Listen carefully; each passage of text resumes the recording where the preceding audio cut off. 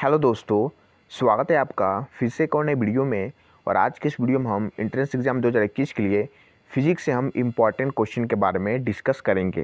Question के साथ साथ आपको थोड़ी बहुत कंसेप्ट जो क्वेश्चन से रिलेटेड है और क्वेश्चन का सलूशन दोनों आपको बताया जाएगा, तो वीडियो को कंप्लीट देखिएगा। अगर आप वीडियो में BSc math, BSc home science, BSc MLT, BSc physiotherapy या बीटेक के लिए एंट्रेंस एग्ज़ाम फॉर्म डाले हैं और यहाँ कोई और स्नातक के लिए फॉर्म डाले हैं जिसमें क्लास 11th एंड 12th का फिजिक्स कवर होता हो, तो ये वीडियो आपके लिए काफ़ी ज़्यादा हेल्पफुल होने वाला है। वीडियो को कंप्लीट देखिएगा और साथ में मैं इंपॉर्टेंट मॉडल पेपर और जो क्वेश्चन पेपर हैं प्रीवियस ईयर के मैं टेलीग्राम चैनल पे और अपने वेबसाइट पर शेयर कर रहा हूँ, तो दोनों का लिंक आपको वीडियो के डिस्क्रिप्शन बॉक्स में मिल जाएगा। दोनों पर आप जाके ज्वाइन हो जाइए और साथ ही क्वेश्चन का ज़्यादा से ज़्यादा प्रैक्टिस करिए, क्योंकि एंट्रेंस एग्ज़ाम में जितना प्रैक्टिस किए रहेंगे उतना ही जल्दी आप क्वेश्चन सॉल्व कर पाएंगे। तो चलिए बिना टाइम वेस्ट किए वीडियो को हम शुरू करते हैं। तो यहाँ पर पहला क्वेश्चन कह रहा है, a small ink dot on a paper is viewed through a glass slab of thickness 15 centimetre, refractive index 1.5, by what distance would the dot appears to be raised. ठीक है, तो यहाँ पे कह रहा है कि एक स्मॉल इंक का डॉट है, ठीक है, एक पेपर पे है, ठीक है, और उसे हम एक ग्लास स्लैब जिसका थिकनेस 15 सेंटीमीटर है उसके थ्रू हम उसे देख रहे हैं, जिसका रिफ्रैक्टिव इंडेक्स 1.5 दिया है। तो कह रहा है कितने डिस्टेंस से हम उसे देखेंगे ताकि वो रेज्ड हुआ अपीयर हो। ठीक है, तो बात कर लें तो यहाँ पर इसका करेक्ट आंसर होगा ए, ठीक है, 10 सेंटीमीटर से। बाकी जो भी है आप खुद इसे प्रैक्टिस करेंगे, क्योंकि जितना अधिक आप प्रैक्टिस करेंगे आप एग्ज़ाम में उतना अच्छा कर सकेंगे। ठीक है, तो आप इसे प्रैक्टिस करिए। मैं यहाँ पर थोड़ी बहुत समझा दे रहा हूँ और यहाँ पर क्वेश्चन का आंसर भी बता दे रहा हूँ ताकि आप प्रैक्टिस कर लें। ठीक है, अब नेक्स्ट क्वेश्चन देखते हैं। तो यहाँ पर नेक्स्ट क्वेश्चन कह रहा है, the torque on a body is zero, which one of the following should not change. ठीक है, कह रहा है कि किसी बॉडी पर टॉर्क क्या है, जीरो है। तो यहाँ पर कह रहा है इस चार ऑप्शन में से, ठीक है, कौन सा जो क्वांटिटी है वो नहीं बदलना चाहिए। ठीक है, तो यहाँ पर ऑप्शन बी करेक्ट होगा, एंगुलर मोमेंटम। ठीक है, तो ये थोड़ी बहुत कंसेप्ट ऐसे क्वेश्चन ज़्यादा आते हैं, तो आप ऐसे क्वेश्चन को जरूर से देख लें। अब नेक्स्ट क्वेश्चन देख लेते हैं। तो तीसरा क्वेश्चन कह रहा है, the dimensions of Planck constant are same as that of.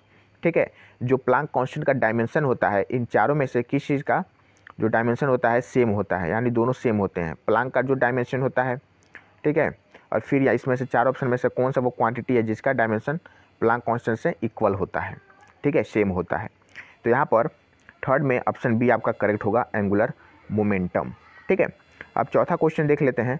तो चौथा क्वेश्चन कह रहा है, a body cools down from 65 degree centigrade to 60 centigrade in 5 minute, it will cool down from 60 degree centigrade to 55 degree centigrade in. ठीक है, तो ये आपका यहाँ पर ऑप्शन सी करेक्ट होगा, मोर देन 5 मिनट। ठीक है, अब यहाँ पर पांचवा क्वेश्चन देख लेते हैं। तो यहाँ पर पांचवा क्वेश्चन कह रहा है, the change in frequency due to Doppler effect does not depend on.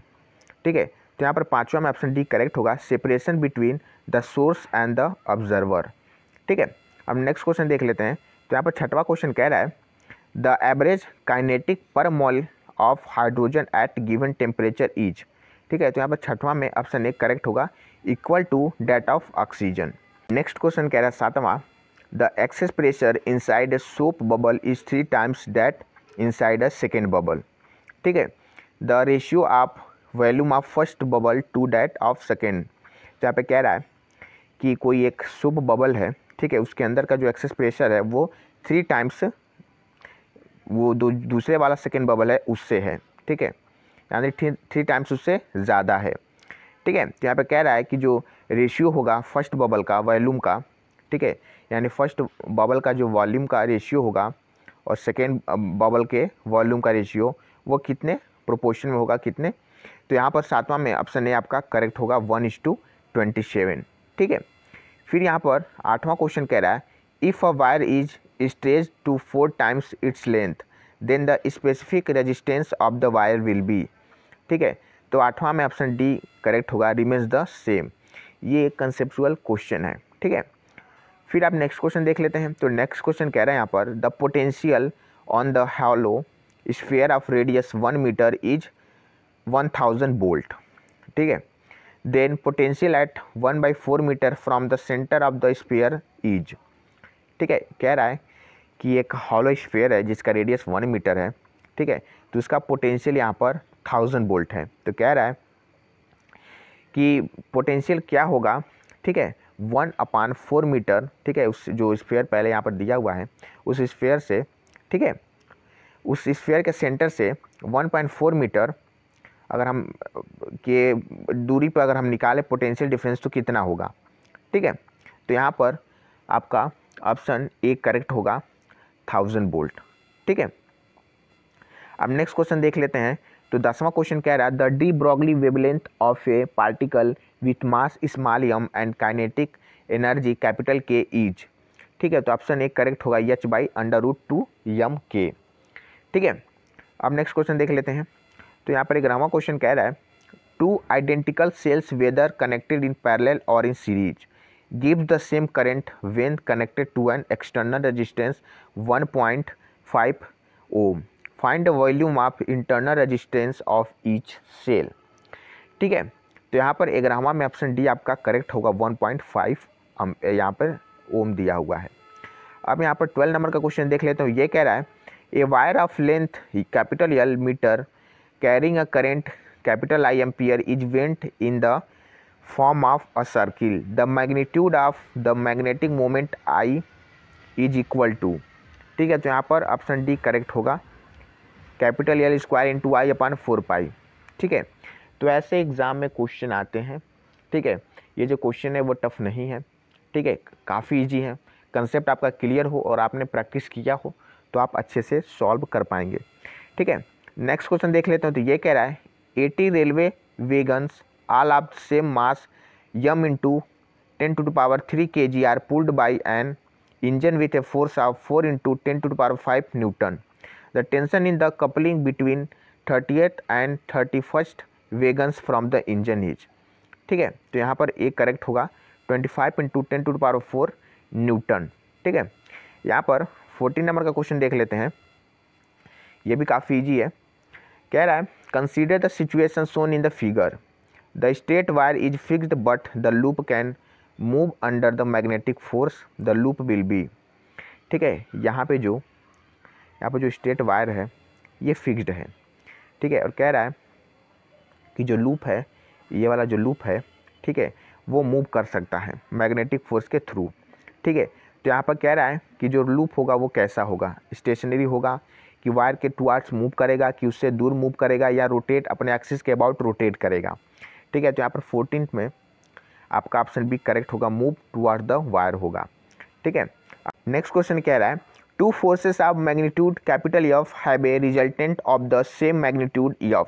The angle between the two forces is. ठीक है, तो यहाँ पर ऑप्शन बी करेक्ट होगा, 120 डिग्री। ठीक है, नेक्स्ट क्वेश्चन देख लेते हैं। तो 16 नंबर का क्वेश्चन कह रहा है a cricketer can throw a ball to a maximum horizontal distance of 100 metre with the same effort he throw the ball vertically upward. What is the maximum height attained by the ball. ठीक है, तो यहाँ पर 16 में option A correct होगा, 50 metre. ठीक है, 17 number का क्वेश्चन देख लेते हैं। तो ये कह रहे हैं यहाँ पर a body placed on the earth surface has weight small w। If the earth shrink to half of its radius keeping mass the same, the weight of the same body placed on its surface now shall be. ठीक है, तो यहाँ पर option A आपका correct होगा, 4 times हो जाएगा। ठीक है, तो ऐसे एग्जाम में क्वेश्चन आए, मैंने ऑलरेडी ग्रेविटेशन चैप्टर में ऐसे क्वेश्चन आपको बताया था। तो यहाँ पर ऐसे एग्जाम में क्वेश्चन आते हैं। ऑलरेडी मैंने कुछ लेसन का, चाहे मैथ का हो चाहे फिजिक्स का हो, वीडियो अपलोड किया हुआ है, तो उस वीडियो को जरूर से देख लीजिएगा। ऐसे ही एग्जाम में क्वेश्चन आते हैं। ठीक है, 18 नंबर का क्वेश्चन कह रहे हैं यहाँ पर half life of A radio active substance is 2 year. The amount of substance left, यहाँ पर लेफ्ट नहीं होगा, लेफ्ट आफ्टर 6 ईयर इज। ठीक है, तो यहाँ पर आपका ऑप्शन बी करेक्ट होगा, 1/8। ठीक है, यहाँ पर 1/8 बचेगा। ठीक है, अब नेक्स्ट क्वेश्चन देख लेते हैं। तो यहाँ पर नेक्स्ट क्वेश्चन कह रहा है a particle moves on the circumference of a circle of radius small r। Starting from one point particles reaches to its diametric end in time t। The magnitude of average velocity of the particle is. ठीक है, तो यहाँ पर option A आपका correct होगा, pi into r/t। ठीक है, यहाँ पर 20 नंबर का क्वेश्चन देख लेते हैं। ये कह रहा है P type semi conductor is, ठीक है, तो यहाँ पर ऑप्शन सी करेक्ट होगा, अनचार्ज्ड। ठीक है, अगला क्वेश्चन यहाँ पर कह रहा है 21 नंबर का, a thin rod of length capital L and mass capital M is hold vertically with one end on the floor and it's allowed to fall. The velocity of the other end when it hits the floor assuming that the end which is on the floor does not slip will be। ठीक है, तो यहाँ पर option B आपका correct होगा, √3GL। ठीक है, अगर आपको कोई डाउट हो तो बिना कोई परेशानी के आप पूछ सकते हैं। ठीक है, तो यहाँ पर 22 नंबर का क्वेश्चन कह रहा है and electric dipole is placed in an electric field generated by A point charge. ठीक है, तो ऑप्शन देख लेते हैं। तो यहाँ पर ऑप्शन आपका डी करेक्ट होगा, the torque on the dipole due to the field में बी 0। ठीक है, अब नेक्स्ट क्वेश्चन देख लेते हैं। तो 23 नंबर का क्वेश्चन कह रहा है water rises to a height of 20 mm in a capillary if the radius of the capillary is made 1/3 of its previous value then the new value of capillary rise will be. ठीक है, तो यहाँ पर 23 में option B correct होगा, 60 mm। ठीक है, 24 number का क्वेश्चन देख लेते हैं। तो ये कह रहा है in Young double slit experiment the phase difference between the two waves reaching at the location of the third dark fringe is. ठीक है, तो यहाँ पर 24 में ऑप्शन सी आपका करेक्ट होगा, 5π। ठीक है, नेक्स्ट क्वेश्चन देख लेते हैं। तो ये कह रहा है a monochromatic source of light operating at 200 watt emits 4 × 10⁻20 photons per second, the wavelength of the emitted light will be. ठीक है, तो यहाँ पर ऑप्शन ए करेक्ट होगा, 400 नैनोमीटर। तो ऐसे एग्ज़ाम में क्वेश्चन आते हैं, अगर आपको कोई क्वेश्चन में डाउट हो तो आप बिल्कुल हमें पूछ सकते हैं। और एक बात और, काफ़ी लोगों को हिंदी लैंग्वेज में क्वेश्चन चाहिए तो काफ़ी लोगों को इंग्लिश में चाहिए। मैंने हिंदी पे बनाया था तो काफ़ी ज़्यादा कमेंट आए थे कि आप इंग्लिश में बनाइए, तो मैंने इंग्लिश में बनाना स्टार्ट किया। अब लोग कह रहे हैं कि आप अब हिंदी में बनाइए, तो मैं यही कहूँगा कि जो हिंदी वाला है आप हिंदी वाला पढ़िए और जो इंग्लिश वाले हैं वो इंग्लिश वाले पढ़ेंगे। ठीक है, और ये जो पेपर होते हैं चाहे वो BSc हो, ठीक है, वो इंग्लिश में हिंदी दोनों में आते हैं, तो कोई परेशानी नहीं होने वाली है। ठीक है, अगर आप इंग्लिश में समझ लेते हैं तो उसका हिंदी आता है तो आप समझ लेंगे। ठीक है, और जो BSc वगैरह होते हैं वो इंग्लिश में ही पूरा सिलेबस होते हैं, तो आप कोशिश करिए कि इंग्लिश को ही समझने के लिए। ठीक है, तो आज की इस वीडियो में बस इतना ही। वीडियो पसंद आए तो लाइक कीजिए, ना पसंद आए तो डिसलाइक कीजिए। कोई कन्फ्यूजन हो तो कमेंट करके पूछ लीजिए। और यहाँ पर टेलीग्राम चैनल का लिंक आपको वीडियो के डिस्क्रिप्शन बॉक्स में मिल जाएगा, आप वहाँ से उसे ज़रूर से ज्वाइन करिए। वहाँ पे कंप्लीट इन्फॉर्मेशन आपको प्रोवाइड कराई जा रही है, चाहे वो एंट्रेंस एग्जाम से रिलेटेड हो, चाहे मॉडल पेपर हो, चाहे कोई टॉपिक हो। ठीक है, तो उसे ज़रूर से ज्वाइन करिए। लिंक आपको वीडियो के डिस्क्रिप्शन बॉक्स में मिल जाएगा। तो मिलते हैं नेक्स्ट वीडियो में, तब तक के लिए बाय एंड टेक केयर।